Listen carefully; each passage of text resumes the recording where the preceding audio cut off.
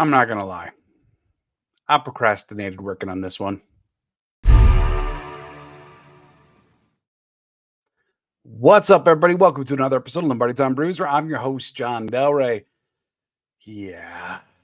Today, sorting through the mess that was Week 14 for the Green Bay Packers as they're coming off a 24-22 loss at the hands of the New York Giants on Monday Night Football. Today, I'm going to be going through what were our keys to the game. What were the keys to victory? Did they accomplish them? Spoiler alert. No. And then I'm also going to go through the players that deserve some commending as well as the ones that deserve some chiding based upon last night's performance. I do want to say a couple things at the forefront as well. But first, let's get to a couple of announcements. One, I'm going to change generally on Wednesdays. We do a live Q&A. Well, can't do it at 4:30 tomorrow, so it's going to be edited a little bit. That is going to be at 2 o'clock p.m. Yes, 2 o'clock in the afternoon, Central Time. I'll be here, live Q&A. Whoever can make it, should be a good time. We always seem to have fun at those. And then, of course, Friday will be our game preview. Now, a couple other things for the Green Bay Packers today. One roster transaction at the least. Kubu Kelly was released from the 53-man roster. He was a healthy and active last night. Now he gets cut. And you got to believe that that's going to be to make room for Eric Stokes, who's now been a full practice participant for a bit. So you got to be thinking he is getting closer and closer to being ready. Just seems to be what the Packers doing there. And then in addition, they also signed a wide receiver to their practice squad. Could be quite telling about the potential status, or they're at least safeguarding against the statuses of Wicks and Reed, who both sustained injuries last night. And then they worked out two running backs today as they continue to cycle through running backs in the bottom portion of the roster. Also, I know there's questions out there about Kenyon Drake. Why didn't we see him really at all last night? And I do think, even though he was elevated from the practice squad, that it was a little bit more of a, I don't want to say emergency option, but certainly more of a depth one. Because he's only been there for just a few days. So I think it was more of a depth or concern option as opposed to a definitive part of the game plan against the Giants. So let's talk Packers Giants, shall we? Now, I want you to understand a couple things here as we get going. One, however you are feeling about this game may very well be how you respond not only to me right now, but also anyone in the Packers sphere who's talking at all. If you're in the camp that it's time to fire everybody, then you may think that this is soft. If you're in the camp of like, everything's fine, it was 1 week, then you may be taking any criticism of the team as an unnecessary shot. Well, I'm just here saying what it appeared to be last night. So ultimately, you better believe the Green Bay Packers, Matt LaFleur and company, they certainly have watched last night's game several times. And Matt LaFleur himself was probably quite upset looking at that film. It probably is a collection of game film that once you learn what went wrong, burn it and then move on to the Bucs. But for us, yeah, the day after the game, it's okay to be, I don't want to say upset, but frustrated by a game that you realistically should have won. But at the same time, to be critical like that doesn't also mean that you're in the camp of fire everyone. Jordan Love sucks. Don't you dare give him a contract extension, et cetera, et cetera, et cetera, et cetera. Proper context and framing is mighty important here. So there are going to be some things that I'm going to say inevitably that are going to come off as being overly critiquing. Well, might have cost them the game. So yeah, but you get what I'm saying. So let's dive into the key review. Number one, don't turn it over. Win the turnover battle. The New York Giants came into this game getting 9 turnovers in their last 2 games. Green Bay Packers, on the flip side, were playing incredibly clean. So one of the keys to the game was don't give the ball to the Giants. Well, now the Giants have 12 turnovers over their last 3, considering that they got a fumble from Love, an interception from Love, and then also a fumble from Keyshawn Nixon on the muffed punt return. To the Packers' credit, they did get 2. One where Barkley coughed it up on his own, and then the other one on a Giants special teams gaffe. But still, they lost the battle and inevitably the game. Number 2, Maintain Tommy DeVito's averages. DeVito came into this game being sacked on average 5.8 times per game, 28 sacks in just 5 games for Tommy DeVito, and what is unequivocally one of the league's worst offensive lines. This isn't like Detroit where you had to radically ramp up the pressure from what they were used to getting. This wasn't Patrick Mahomes where, his 8.6% pressure to sack ratio had to be doubled or anything. No, you just got to go do what they seem to be giving up every week. They didn't do it. It's like they didn't even come close. In fact, they registered 0 sacks, got 2 quarterback hits. And even if you want to go look up the pressure numbers, a lot of those pressures didn't actually impact the play like at all, because many of them were incredibly useless. And then it was an edge coming screaming around the corner, and DeVito was just able to go yoink and step forward and then scramble, hand it off to Saquon in a few events. Regardless, a pressure like that, a pressure that's not under control nor actually aiming at the quarterback because you go around behind him, isn't all that useful from a defensive perspective. And that seems to be really some of the only pressures that the Packers could muster last night. Ultimately, given the opponent, given what the opponent has put on film over the span of the last month plus, this is a very embarrassing display for the Packers pass rush. That does not mean that they're terrible players. It just means that this was an embarrassing performance last night. Number 3, have roughly the same mentality that you did against the Chiefs. And in my notes here, I just have written, LOL. Because, look, the thing is, I know, everyone was concerned about a trap game, right? And I said, I'm not so sure the trap games exist for the youngest team in the NFL. Every game should matter when you're 23 years old and a rookie.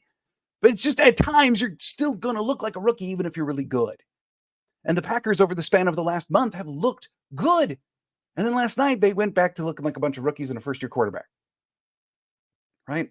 I don't know if it was the playoff chatter got into their brains and it was suddenly arrogance. I don't know if it was complacency because they assumed that they were going to win against an inferior opponent. I don't even know if it's any of that at all. Maybe certain traits, sure, but even if that did came in, what really was present? I mean, one, I'll say this too.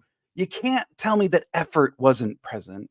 The Packers were trying. If anything, towards the latter half of the game, they were pressing, which led to more mistakes. But what it looked like was a lack of focus, a lack of execution. Coaches not putting their players in the correct position for success. That was everywhere, that both offensively and defensively.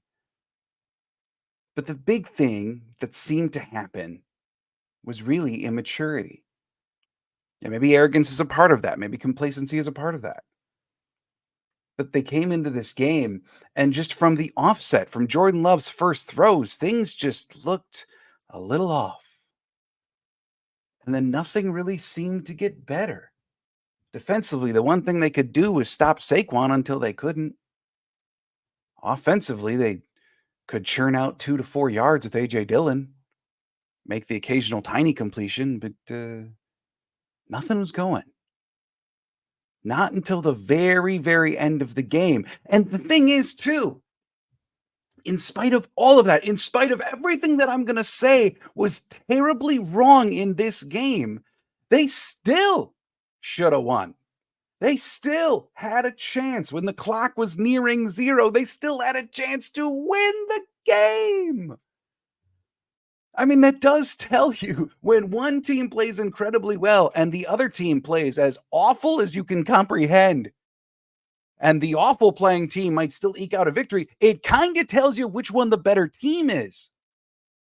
The Packers are and were unequivocally a superior team to the New York Giants.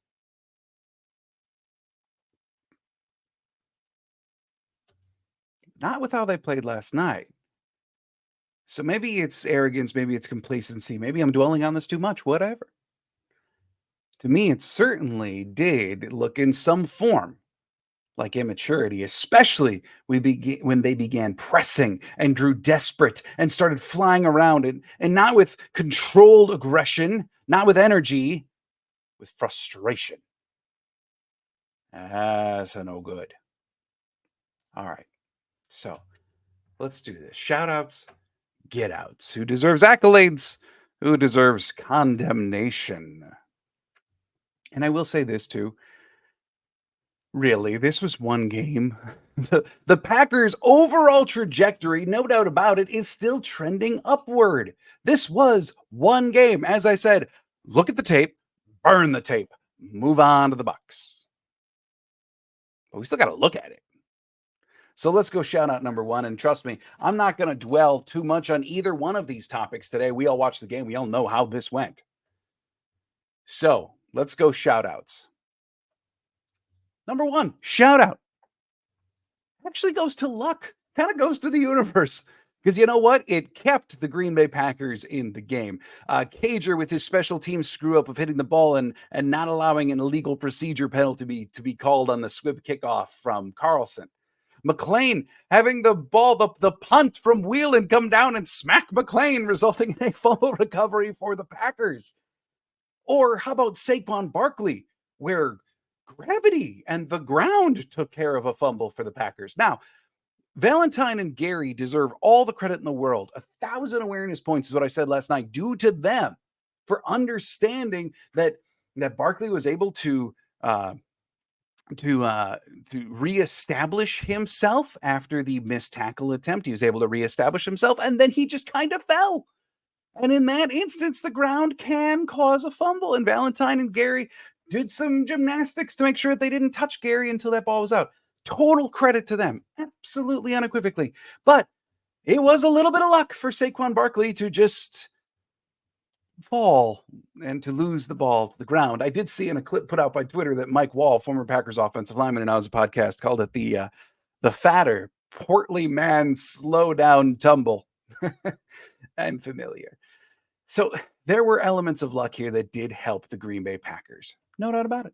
Number two, one decision that I absolutely unequivocally loved in this game for the Green Bay Packers was, as the game is coming down to it, you've got UDFA, one of the bottom receivers on your roster, Malik Heath on the field. Who do you turn to for a touchdown? You throw it to him. And I mean, it hits him in the mitts. And then the ball is knocked out. It's a complete pass. Could have been the game. Would have been the go-ahead touchdown. Should have been the game-winning touchdown. And it's dropped. Now, a lot of quarterbacks, a lot of offenses, a lot of receivers would get in their own head then. Quarterback especially would go, I'm not going back to that guy. That UDFA just cost us a game. I'm not going back to him. Drop a play for somebody else. It's not what the Packers did. They went right back to Heath. And with a great contested catch, he reached out over the pylon, this time getting the go-ahead touchdown. Now, I love that no matter the circumstance. I love it even more for this team, for this young Green Bay Packer team. I love that decision to go right back to him, game on the line, and say, I still trust you to make the play.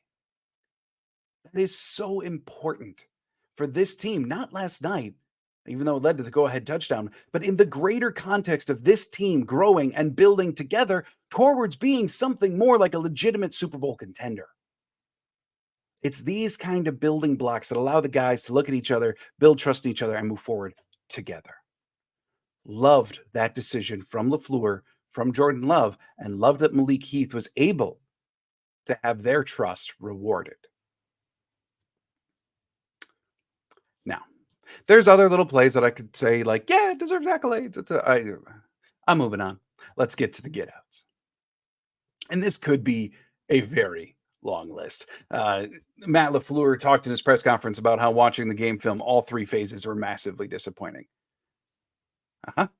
So I'm not going to go through all of it, but I do have a few little tidbits here with just a couple individual players, but then also some concepts that weren't ideal given the circumstances. And number one goes to Keyshawn Nixon. Nixon had a very rough game. Now, to his credit, after the game, he did stay at his locker. He tried to take accountability with the press that was in there.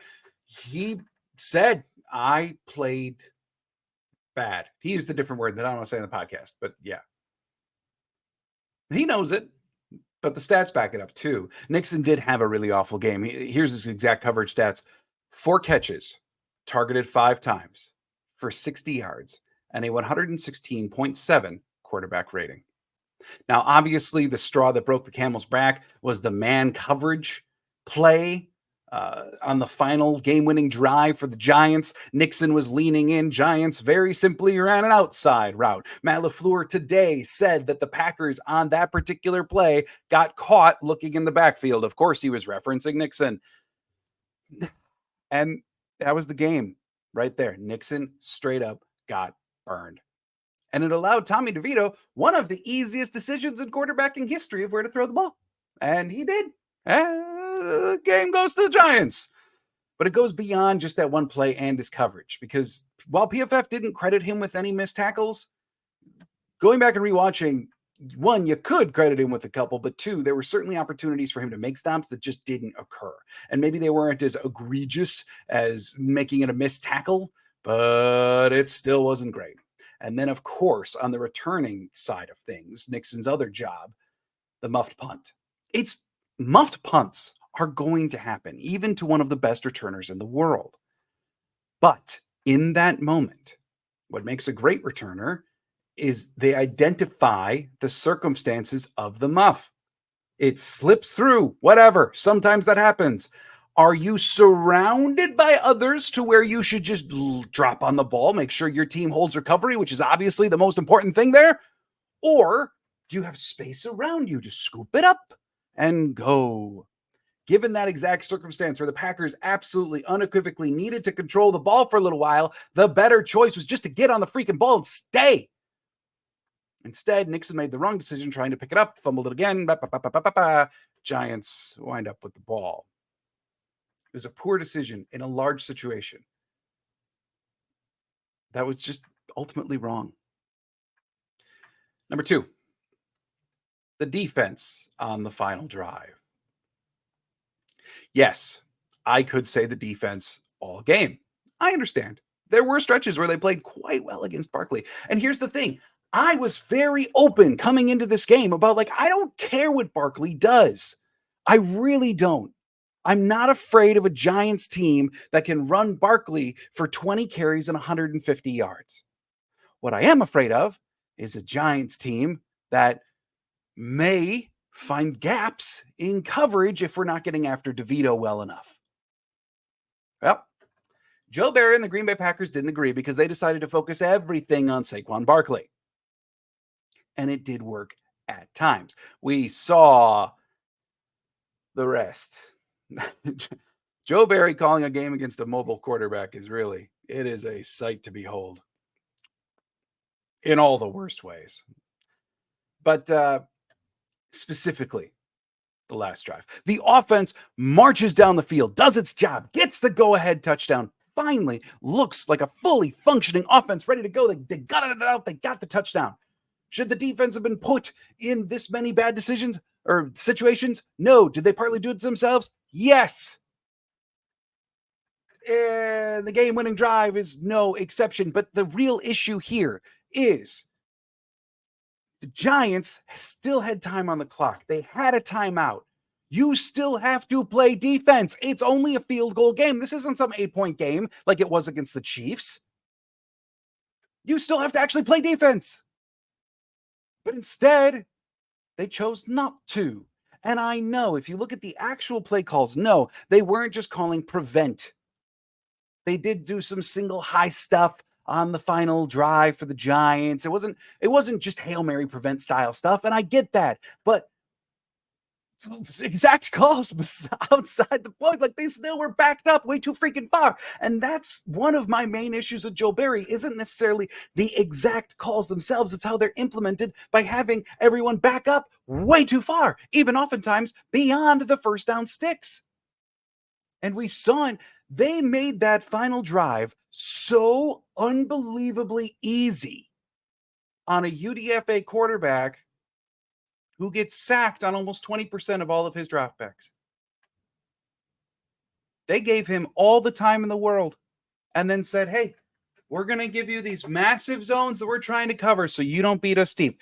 We're not going to care about the fact that there's so much time on the clock and you still have a timeout that multiple 15-yard plays down the field is going to result in the same thing of you getting in field goal range. We're not going to worry about that. We just don't want to get beat. It was very, very frustrating to watch. Pair that with the 3rd and 9 earlier in the game where the corners are basically 12 yards off and DeVito very simply hits his check down. Even Kurt Benkert noted on Twitter that like every quarterback in the world dreams of situations like that. Because it's clear as day where you're going with the ball. It's just whether the defense stops it or not, of which the Green Bay Packers last night did not. These underneath routes, I seem to complain about it every week, and it's killing this team. They need to actually start playing defense, aggressive defense, downhill defense, not get on your heels defense. Number 3, the jet sweeps. Matthew. Got a little cute, didn't we? And I know, the Giants are the type of defense that a jet sweep should work against. Jaden Reed is the type of ball carrier that should experience a lot of success against the New York Giants. It's part of the reason why Patrick Taylor was realistically more successful carrying the ball than even A.J. Dillon was. Because you're going to operate better against the Giants defense with guys with a little bit more wiggle, a little bit more operational in space as opposed to just grounded out type yards like Dillon normally is. And I get that it's a nice wrinkle to have in the playbook. And it was when you called it the first couple times. And then you kept on calling it. And then you called it for a 2-point conversion. And my goodness, absolutely no New York Giant was fooled in the least on that 2-point conversion. It's one thing to have a neat wrinkle. It's another thing to grow overly reliant on a cute play. Pair that with just the overall usage of Reed. Realistically, no Watson, no Musgrave. Reed might be the best chance you have in your wide receivers to stretch the field vertically. I know he's kind of a short dude, but like he still has some of that speed that you look for, just straight line speed to go potentially stretch when Watson and Musgrave are out. And instead, they constantly did these jet sweeps. Even if they did throw to Reed, it was very short route stuff. Even as far going as like 6, maybe 8 yards is about as deep as he got. So he ended the day with 8 catches for 27 yards. On the whole, this offense looked exactly like it did from weeks 4 to 9. You know, where Jordan Love takes the snap, and on first down, he hands it to A.J. Dillon, who tries to churn out some tough yards. Gains 2, brought down right away. So now you got 2nd and 8. All right, let's do a pass play. Let's take the full time of huddle. Jordan, get up to the line. Run that play clock all the way down. Now take the snap. Nobody's really open. All right, so we throw it into a contested catch opportunity. The ball's a little off. Wide receiver didn't help him a lot. Incomplete pass. All right, now we're in 3rd and 8. What are we going to do? Oh, we're going to try going deep a little bit. Oh, no, that didn't work either. Paul is off. Our receiver didn't help, etc. Incomplete pass.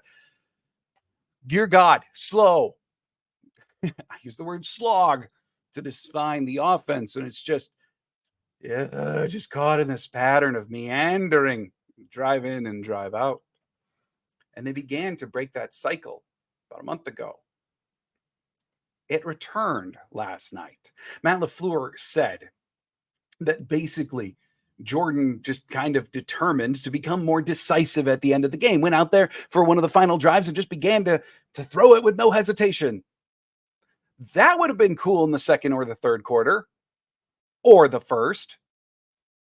But instead, we had to wait until the game was well on the line.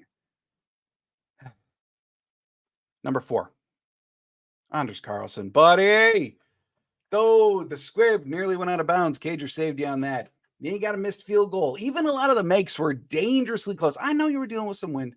Like I know. But buddy, Matt LaFleur gave you job security today in his press conference, said that they're going Carlson unequivocally like he's the kicker for the rest of the year, no doubt about it. But help me out. Like, at least when you make field goals, go down the middle. Buddy. Whew. So, look.